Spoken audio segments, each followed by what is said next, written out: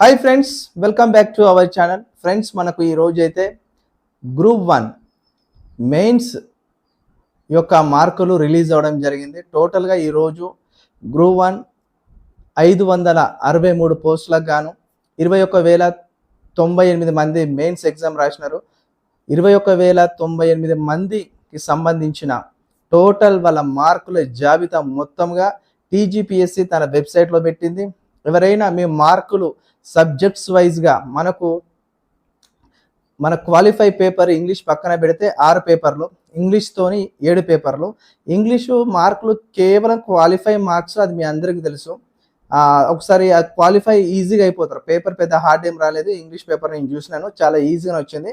మిగతా SA paper, general SA paper కొన్ని మొదలు పెట్టుకుంటే ఈ చివరిన ఉద్యమ పేపర్ వరకు 6 పేపర్లలో మీకు ఎన్ని మార్కులు వచ్చినా మీరు చూసుకోవాలంటే, సబ్జెక్ట్ వైజ్గా మీకు ఎన్ని మార్కులు తెలుసుకోవాలంటే ఫస్ట్ ఆఫ్ ఆల్ మీ ఆల్ టికెట్ నెంబర్తోని, మీ డేట్ ఆఫ్ బర్త్తోని టీజీపీఎస్సీ వెబ్సైట్లో లాగిన్ అవ్వండి. అవగానే మీకు మీ యొక్క పేపర్లు మొత్తం డిస్ప్లే అవుతాయి. డిస్ప్లే అయిన తర్వాత మీకు ఎన్ని మార్కులు వచ్చినాయి అంటే మీరు రాసిన పేపర్ డిస్ప్లే అవుతాయని కాదు, మీ మార్క్స్ మేము లెక్క డిస్ప్లే అవుతుంది. అవన్నిట్లో మీకు ఎన్ని మార్కులు వచ్చినాయి, ఫస్ట్ పేపర్ సెకండ్ పేపర్ ఎన్ని మార్కులు వచ్చినాయి అన్నీ కూడా మీరు చూసుకోవచ్చు. ఈ పక్కన నేను స్క్రీన్ మీద వేస్తున్నా కదా, ఆ విధంగా చూసుకోవచ్చు. చూసుకున్న తర్వాత మీకు ఏ పేపర్లన్నా చాలా తక్కువ మార్కులు వచ్చినాయి, లేదు నేను బెటర్ పర్ఫార్మెన్స్ ఇచ్చిన ఈ ప్లేస్లో ఈ ఏరియాలో నాకు ఎక్కువ మార్కులు వస్తాయి, కానీ ఇక్కడ కౌంటింగ్లో మరి వీళ్ళు తక్కువ చేసినలా, లేకపోయి ఉంటే వాళ్ళు కౌంట్ చేస్తుంటే మార్కులు తక్కువ వచ్చినాయి అని చెప్పేసి మీకు డౌట్ వస్తే మీరు రీకౌంటింగ్ పెట్టుకోవచ్చు. ఇక్కడ రీవాల్యుయేషన్ లేదండి, అంటే దిద్దిన పేపర్ని మళ్ళీ దిద్దేది లేదు. ఇక్కడ రీవాల్యుయేషన్ వేరు, రీకౌంటింగ్ వేరు. మీకు వచ్చిన మార్కుల్ని మరొకసారి మీరు లెక్కించుకునే ప్రయత్నం జరుగుతుంది. అక్కడ ఒక పేపర్ మీరు లెక్కించుకోవాలనుకుంటే 1,000 రూపాయలు 15 రోజులల్లో, ఈ 15 రోజుల్లోగా మీకెళ్ళి ఎవరికైనా వెరిఫికేషన్, మీకు ఎవరికైనా రీకౌంటింగ్ అంటే మీ మార్కులు మళ్ళీ రీకౌంటింగ్ చేసుకోవడానికి మీకు ఎవరికైనా ఇంట్రెస్ట్ ఉంటే 15 రోజుల సమయం ఇస్తారు. అక్కడ మీరు 15 రోజులలో రీకౌంటింగ్ చేయించుకోండి. కానీ ఒక బాధాకరమైన సంఘటన ఏంటంటే, నేను ఒకసారి లైవ్లో చెప్పినాను, నేను అదేవిధంగా రికార్డ్ వీడియోలో కూడా చెప్పినాను, ఇంగ్లీష్ మీడియం అభ్యర్థులకు ఎక్కువ మార్కులు వస్తాయని చెప్పేసి భయపడి తెలుగు మీడియం అభ్యర్థులందరూ కూడా ముందే టీజీపీఎస్సీ చైర్మన్ గారిని కలిసి ఒక వినతి పత్రాన్ని అందించినారు. మేము ఇంగ్లీష్ మీడియం వాళ్ళకి వాళ్ళ కాంటెంట్తో ఎక్కువ పుస్తకాలు ఉంటాయి, వాళ్ళు చదవడానికి lot of material, lot of swords ఉంటాయి. అట్లా అని చేసి మమ్మల్ని ఏం తక్కువ చేయకండి. మేము తెలుగులో కూడా కరెక్ట్ క్వశ్చన్కు తగ్గట్టు మేము కరెక్ట్ ఆన్సర్ని మేము రాయగలిగినాం, మేమంతా క్వాలిటీ కాంటెంట్ ఇవ్వగలిగినాము. కాబట్టి మమ్మల్ని కన్సిడర్ చేయండి, అంతే తప్ప ఇంగ్లీష్ మీడియంలో ప్రామాణికంగా తీసుకుని వాళ్ళకి ఎక్కువ మార్కులు వేసే ప్రయత్నం చేయకండి అని చెప్పేసి మన వాళ్ళు ముందే వినతి పత్రాన్ని మన వాళ్ళు డిసెంబర్ మాసం కంటే ముందు నవంబర్లో ఇచ్చినారు. అనుకున్నట్టే ఈ రోజున వచ్చిన రిజల్ట్స్, గ్రూప్ 1 రిజల్ట్స్ మార్కులలో చూసినట్టయితే ఎక్కువగా ఇంగ్లీష్ మీడియం బ్యాక్గ్రౌండ్ వాళ్ళకి ఎక్కువ స్కోర్ వచ్చిందంట, తెలుగు మీడియం వాళ్ళకి మార్కులు తగ్గినట్టు స్కోర్ కనిపిస్తుందని చెప్పేసి అంటున్నారు. ఒకవేళ ఎవరైనా మిత్రులు రాస్తే మరి నిజమేనా కాదా అనేది నాకు ఒకసారి అయితే తెలియజేయండి. మెయిన్గా మన వీడియో ఈరోజు నేను చెప్పే ఒక ప్రధానమైన టాపిక్ ఏంటంటే, గ్రూప్ 2 జనరల్ ర్యాంకింగ్ లిస్ట్ రేపు వస్తుందంట. మనం దాన్ని ఎట్లాగూ కన్సిడర్ చేయొద్దు, దాన్ని అసలు మనము రేపటి రిజల్ట్స్ని మనం ఎట్లాగూ స్వీకరించవద్దు. అంటే ఆ రిజల్ట్స్ ఏదానికి పనికి వస్తాయి, రేపటి జనరల్ ర్యాంకింగ్ గ్రూప్ 2 మనకు ప్రాథమిక కీలా 24 క్వశ్చన్స్ తప్పు అనిపిస్తాయి.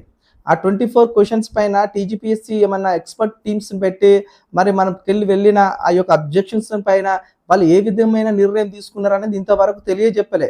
అంటే రిజల్ట్స్లో ఏమన్నా పొరపాట్లు జరుగుతాయా, మెరిట్ అభ్యర్థులకు ఏమన్నా ప్రాబ్లం అవుతుందా అనే భయాందోళన ఇప్పుడు గ్రూప్ 2 అభ్యర్థుల్లో చాలా కనిపిస్తుంది, దారుణంగా కనిపిస్తుంది. ఇంత చాలా మంది టెన్షన్ గురవుతున్నారు. ఇంతవరకు తెలంగాణ రాష్ట్రం ఏర్పడిన తర్వాతనైనా, ఉమ్మడి ఆంధ్రప్రదేశ్లోనైనా ఫైనల్కి ప్రకటించకుండా జనరల్ ర్యాంకింగ్ లిస్ట్ ప్రకటించింది చరిత్ర లేదు. ఇప్పుడు ఫస్ట్ టైం బుర్ర వెంకటేశం గారి అధ్యక్షతన చైర్మన్గా ఇప్పుడు డైరెక్ట్ రేపు గ్రూప్ 2 యొక్క జనరల్ ర్యాంకింగ్ లిస్ట్ ఇస్తాడంట. జనరల్ ర్యాంకింగ్ లిస్ట్ అంటే ఆయనకు స్టేట్ వైడ్లో ఎంత ర్యాంక్ ఉంటుంది, ఆయన మార్కులు ఎన్ని, అభ్యర్థివి వాళ్ళ జోన్ మార్కులు ఎన్ని ఉంటాయి అని అన్నీ తెలిసిపోతుంది. రైటే, కానీ మీకు కాదంటలేము. కానీ మాకు ఫైనల్కి ఇస్తే ఇప్పుడు దాంతోపాటు నువ్వు ఓఎంఆర్ షీట్స్ కూడా మాకు వెబ్సైట్లో అందుబాటులో పెడితే మేము ఒకవేళ చూసుకోవడానికి, మీకు కౌంటింగ్ చేసుకోవడానికి మాకు తెలిసిపోతుంది కదా. డైరెక్ట్ నువ్వు ఒక అభ్యర్థికి 600 మార్కులు వచ్చినాయి అనుకోండి, ఒక అభ్యర్థి 600 మార్కులు టోటల్ మార్కులు అనుకోండి, ఒక అభ్యర్థికి 395 మార్కులు వచ్చినాయి అనుకోండి ఉదాహరణకి. ఆ అభ్యర్థి 395 మార్కులు వచ్చిన అభ్యర్థికి ఇంకా నాకు 410 వస్తాయి, 420 వస్తాయి. నేను కొన్ని బిట్స్ ఏవి పెట్టినో నాకు ఆ యొక్క ఆప్షన్ తెలియదు. ఇంకా నేను తెలుసుకోవాలంటే ఓఎంఆర్ షీట్‌తో పాటు ఫైనల్ కీ కూడా ఇస్తే నేను కరెక్ట్ లెక్క పెట్టుకుంటున్నాను కదా! అనేది ఏ అభ్యర్థికైనా సగటు అభ్యర్థికి ఒక ఆశ ఉంటది. మరి ఆ అభ్యర్థి యొక్క ఆలోచనను, ఆ అభ్యర్థి యొక్క ఆశాభావాన్ని ఈ టీజీపీఎస్సీ చైర్మన్ పరిగణలోకి తీసుకోవాలి కదా! టీజీపీఎస్సీ చైర్మన్ పరిగణలోకి తీసుకొని పోగా ఇంతవరకు ఓఎంఆర్ షీట్ వెబ్సైట్లో పెడతలేడు. ఏది? ఈ గ్రూప్ 2కి. మరి గ్రూప్ 2కి ఎందుకు పెడతలేవు నువ్వు? నువ్వు ఇంతకుముందు ఆన్లైన్ ఎగ్జామ్స్‌కు సంబంధించిన ఎగ్జామ్స్ పెట్టినప్పుడు రెస్పాన్స్ షీట్స్ పెట్టినావు కదా! ఇంకా ఆఫ్లైన్‌లో ఎగ్జామ్ రాసిన వాటికి అన్నిటికీ నువ్వు పెట్టినావు కదా ఓఎంఆర్ షీట్స్.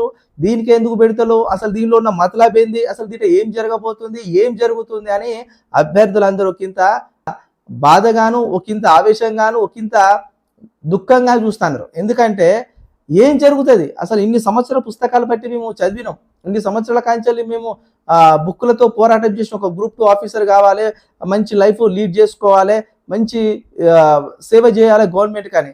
మరి ఇప్పుడు గవర్నమెంట్ ఒకవేళ నీకేమైనా గైడ్లైన్స్ ఇచ్చిందా? టీజీపీఎస్సీ చైర్మన్కి నువ్వు ఇట్లా ఫైనల్కి ఇవ్వకుండా డైరెక్ట్ జనరల్ ర్యాంకింగ్ లిస్ట్ ఇవ్వు అని చెప్పిందా నీకు? అది కరెక్ట్ పద్ధతి కాదు కదా. అభ్యర్థులను మోసం చేయకండి. నిరుద్యోగ అభ్యర్థులు చాలా కోపంతో రగిలిపోతున్నారు ప్రభుత్వం పైన. ఇప్పుడు టీజీపీఎస్సీ చైర్మన్ ఏమన్నాడు? మా హయాంలో చాలా సంస్కరణలు రాబోతున్నాయి, మేము చాలా ఇదేనా సంస్కరణలని తొలిమెట్టు? నువ్వు వెబ్సైట్లో ఓఎంఆర్ షీట్ పెట్టకుండా, ఫైనల్ కీ పెట్టకుండా డైరెక్ట్ జనరల్ ర్యాంకింగ్ లిస్ట్ పెట్టడమే నువ్వు పెట్టే సంస్కరణలో మొదటిది 5 స్టెప్. ఇది కరెక్టేనండి? మీరు కూడా ఒక సివిల్ స్థాయిలో ఐఏఎస్ క్యాడర్కు చెంది మీరు ఉద్యోగాలు సాధించినప్పుడు మీకు తెలియదా? మీ యొక్క నిరుద్యోగ దశలో మీరు ఉన్నప్పుడు ఆ బాధలు ఎట్లుంటే ఒక నిరుద్యోగిని బాధ ఉద్యోగం పొందాలంటే అనేది మీకు తెలియదా? ఎంత దారుణం అండి! నిజంగా నాకు షాక్ అనిపిస్తుంది. ఇక్కడ గ్రూప్ 2 చాలా దారుణం అయిపోతుంది. గ్రూప్ 3 కూడా ఇంతవరకు కూడా ఫైనల్కి ఇవ్వలే. గ్రూప్ 3 కూడా అట్లనే డైరెక్ట్ 14వ తారీఖు జనరల్ ర్యాంకింగ్ లిస్ట్ ఇస్తే ఏదానికి పని ఏదానికి వచ్చిన లాభం? ఇది ఏదానికి వచ్చింది? ఎందుకు? ఇదేనా మనం ఇన్ని రోజులు ఆగి కోరుకున్నది? నవంబర్లో గ్రూప్ 3 జరిగితే ఇప్పుడు ఇస్తాడు గ్రూప్ 3 రిజల్ట్స్ 14వ తారీఖు. డిసెంబర్లో జరిగితే ఇప్పుడు ఇస్తాడు రేపు గ్రూప్ 2 యొక్క జనరల్ ర్యాంకింగ్ లిస్టు. దీనికోసమేనా మనం ఇన్ని రోజులు ఎదురు చూసింది? ఈ విధంగా ఫైనల్కి ఇవ్వకుండా డైరెక్ట్ జనరల్ ర్యాంకింగ్ లిస్ట్ ఇవ్వడం నాకైతే చాలా అనుమానాలకు తావిస్తుందండి. మీకు ఎవరికన్నా నా వీడియో చూస్తున్న నా మిత్రులకు మీకు కూడా ఏమైనా అనుమానాలకు తావిస్తుందా? నాలాగానే మీరు కూడా అనుమానిస్తున్నారా? లేదు, అంత సవ్యంగా జరుగుతుంది, రిజల్ట్ సవ్యంగానే వస్తాయి, మెరిట్ లిస్టు సవ్యంగానే పెడతారు, 1:2 1:3 పికప్ లిస్ట్ కరెక్టే పిలుస్తారు గ్రూప్ 2లా, అంత అనుకున్న విధంగా సవ్యంగా జరుగుతుంది రిక్రూట్మెంట్ అని మీరు అనుకుంటున్నారా? అనుకుంటే మీరు చెప్పండి. నేనైతే అనుకోవట్లేదు. ఎందుకనంటే నాకు ఇక్కడ ఏం డౌట్ వస్తుందంటే మెయిన్గా ఫైనల్కి ఇవ్వలేదు, ప్రాథమిక కీలా చాలా అబ్జెక్షన్స్ పోయినాయి. అబ్జెక్షన్స్ పైన మరి టీజీపీఎస్సీ ఎలాంటి నిర్ణయం తీసుకున్నది? మరి అభ్యర్థులు తప్పులు ఆ ప్రాథమిక కీలో ఇన్ని ఉన్నాయి అన్నప్పుడు నువ్వు గుర్తించి అవును ఇన్ని తప్పులు మేము గుర్తించినాం, ఈ తప్పులకు మీరు ఎలాంటి నిర్ణయం తీసుకుంటారు? లేకపోతే అవి సరైన ఆన్సర్సే అని మీరు చెప్పడానికి ఎలాంటి నిర్ణయం తీసుకున్నారో మీరు చెప్పే బాధ్యత మీ పైన ఉన్నది కదా. అభ్యర్థులకు మేము అందరం ఫీజు కట్టే కదా ఎగ్జామ్ రాసింది. ఏదో నువ్వు పుక్కేటికి ఎగ్జామ్ పెడితే పుక్కేటికి రాయలే కదా, మేమందరం డబ్బులు కట్టినాం కదా, గ్రూప్ 2 ఫీజు కట్టే కదా మేము ఎగ్జామ్ రాసింది. అది మళ్ళీ అఫీషియల్గా గవర్నమెంట్ నిర్వహించిన ఎగ్జామే కదా, గవర్నమెంట్కు సంబంధించిన ప్రభుత్వ శాఖలో వివిధ శాఖలు పోస్టులే కదా, మేము కాబోయే ఆఫీసర్లమే కదా. మరి ఆఫీసర్ క్యాడర్ పోస్టులకే నువ్వు ఇట్లా చేస్తే ఇక చిన్న చిన్న పోస్టులకు ఎట్లా చేస్తావు? ఇది కరెక్ట్ కాదండి. ప్రభుత్వం ఎమ్మటే దీని మీద సమాలోచన చేయాలి.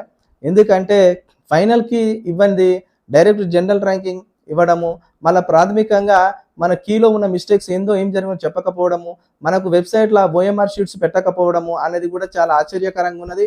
నిజం చెప్పాలంటే 2016లో వచ్చిన గ్రూప్ 2కి ఫైనల్ కీతోనే మనకు ఓఎంఆర్ షీట్స్ కూడా అందుబాటులో అప్పుడు పెట్టింది గవర్నమెంట్. ఆ గవర్నమెంట్ కాలంలో మరి ఇప్పుడు ఎందుకు పెడతలేరు? మరి వీళ్ళకి వచ్చిన బాధ ఏంది, వీళ్ళకి వచ్చిన నొప్పి ఏంది ఒకసారి మనం అయితే తెలుసుకునే ప్రయత్నం అయితే చేయడానికి జరగాలి. ఇంకోటి మెయిన్గా మళ్ళీ నేను చెప్తున్నా ఏంటంటే మిత్రులారా, మీరు గ్రూప్ 1 ఎవరైతే సెలెక్ట్ అయినలో, మీరు గ్రూప్ 2కి ఎవరైతే అంటే గ్రూప్ 1లో మంచి బెటర్ మార్కులు ఉన్నాయి, గ్రూప్ 2లో కూడా రాస్తే మీరు గ్రూప్ 1లో ఎంత లో క్యాడర్ వచ్చినా కానీ జాయిన్ అవ్వండి, ఖచ్చితంగా జాయిన్ అవుతారు నాకు తెలుసు. కానీ గ్రూప్ 1 ఈ రోజు వచ్చిన మార్కులతో ఇప్పటికే ఫైనల్ అయిపోలేదు. ఒక 20 రోజులు 25 రోజుల తర్వాత 1:2 పికప్ లిస్ట్ ఉంటుందంట. ఇప్పుడు వచ్చిన మార్కులల్లా ఎవరైనా రీకౌంటింగ్ మార్కులు పెట్టుకున్న తర్వాత వాళ్ళ రీకౌంటింగ్ మార్కులు అన్ని కంప్లీట్ అయిపోయినాక 1:2 పిలుచుకొని తర్వాత 1:1 సెలెక్ట్ ప్రొవిజనల్ లిస్ట్ అనేది బయటికి రావడం జరుగుతుంది. ఇప్పుడే తొందరపడి ఆదర గాబరా కాకుండా గ్రూప్ 1 రిజల్ట్ చూసుకున్న వాళ్ళు గ్రూప్ 2 రేపు రాబోతుంది అంటున్నారు. జనరల్ ర్యాంకింగ్ లిస్ట్ చూద్దాం రేపటి వరకు ఏం జరుగుతుందో.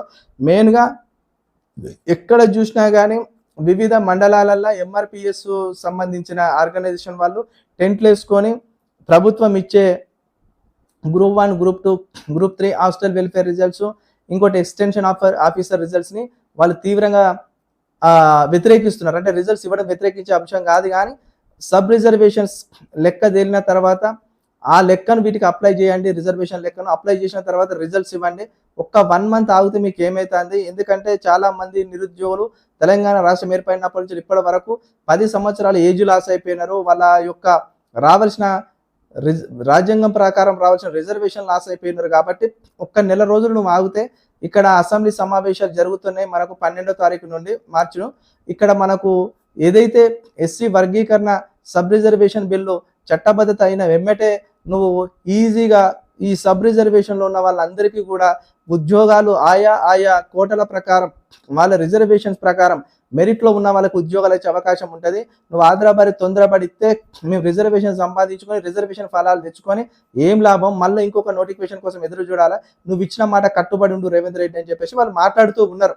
మళ్ళీ నేను చెప్తున్నా, ఇప్పుడు రేవంత్ రెడ్డి గారి ప్రభుత్వం వచ్చిన తర్వాత రేవంత్ రెడ్డి వచ్చిన తర్వాత బుర్ర వెంకటేశం చైర్మన్ ఉన్నాక బుర్ర వెంకటేశం గారు ఏమంటున్నారు? మార్చి 20 తర్వాత అంటే మార్చి 20 వరకు టోటల్ అన్ని ఫలితాలు ఇచ్చేస్తామంటాడు. అన్ని ఫలితాలు అంతా ఆయ మేఘాల మీద ఇవ్వాల్సిన పరిస్థితి ఏమున్నది? నువ్వు కొద్దిగా టైం టేకింగ్ తీసుకో. ఇప్పుడు జనరల్ ర్యాంకింగ్ సిస్టమ్ ముందు నువ్వు ఫైనల్ కీ పెట్టి ఒక 4-5 రోజుల తర్వాత జనరల్ ర్యాంకింగ్ లిస్ట్ ఇవ్వు గ్రూప్ 2ది. ఇంత తొందర ఇచ్చి చేసేది ఏముందండి? మరి ఏం జరుగుతుందో చూద్దాం. అందరికీ న్యాయం జరగాలని మనస్ఫూర్తిగా ఆకాంక్షిస్తున్నా. ఎవరి మనోభావాలు దెబ్బతిన్నా ఫీల్ కాకండి బ్రదర్స్. ఇక అన్న ఏదో చెప్తుండు ఇక అని చెప్పేసి కామెంట్లకు వచ్చి ఇష్టం వచ్చినట్టు వాగుతున్నారు బ్రదర్స్. నేను మాట్లాడే కాంటెంట్ కరెక్టే, మీకు అర్థం కావట్లేకపోతే నేను ఏం చేయలేను.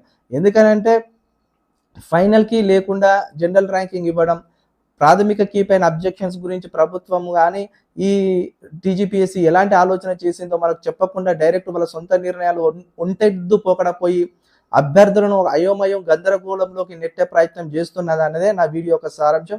వీడియో నచ్చినట్టయితే లైక్ చేయండి, కామెంట్ చేయండి, సబ్స్క్రైబ్ చేయడం మాత్రం మర్చిపోకండి.